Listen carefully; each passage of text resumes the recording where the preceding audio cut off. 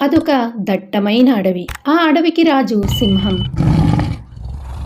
ఆ అడవిలో చిన్న పెద్ద జంతువులెన్నో నివసిస్తున్నాయి. సింహం తన ఆహారం కోసం జంతువులను వేటాడి చంపి తినేది. ఆ సింహం దానికి ఆకలేసినప్పుడు చంపితే పర్వాలేదు, కానీ అది దానికి ఎదురుపడిన ప్రతి జంతువును చంపి పాడేస్తూ ఉంది.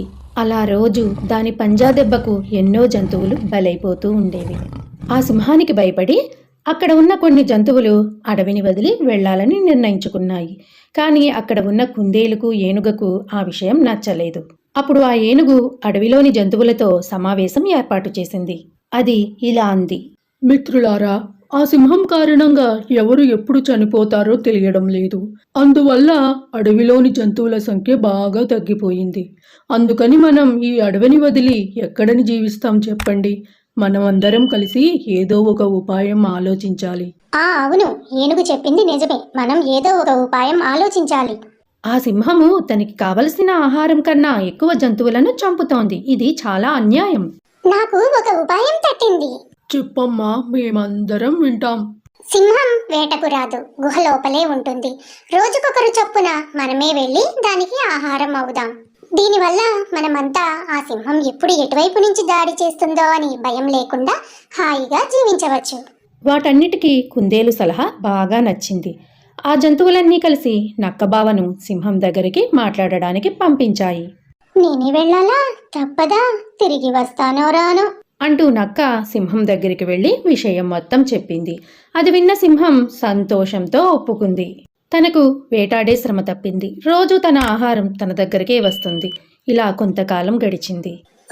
ఈరోజు నా వంతే అంటూ కుందేలు సింహం గుహకేసి బయలుదేరింది. అలా వెళుతూ ఉంటే దానికి ఒక బావి కనిపించింది.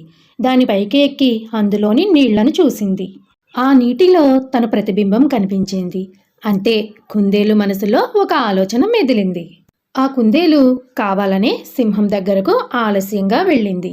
అప్పటికే ఆకలితో ఉన్న సింహం కోపంతో కుందేలును ఇలా అడిగింది: ఎందుకంత ఆలస్యమైంది? నేనంటే మీకు భయం లేకుండా పోతుందా? లేదు మహారాజా, లేదు. నేను వస్తుంటే దారిలో ఇంకో సింహం ఎదురైంది. నన్ను తింటానంటోంది. ఇక నుండి నేనే ఈ అడవికి రాజుని, మీరందరూ నాకే ఆహారం అవ్వాలి అంటూ వచ్చింది. దాని నుండి తప్పించుకునేసరికి ఈ సమయం అయింది.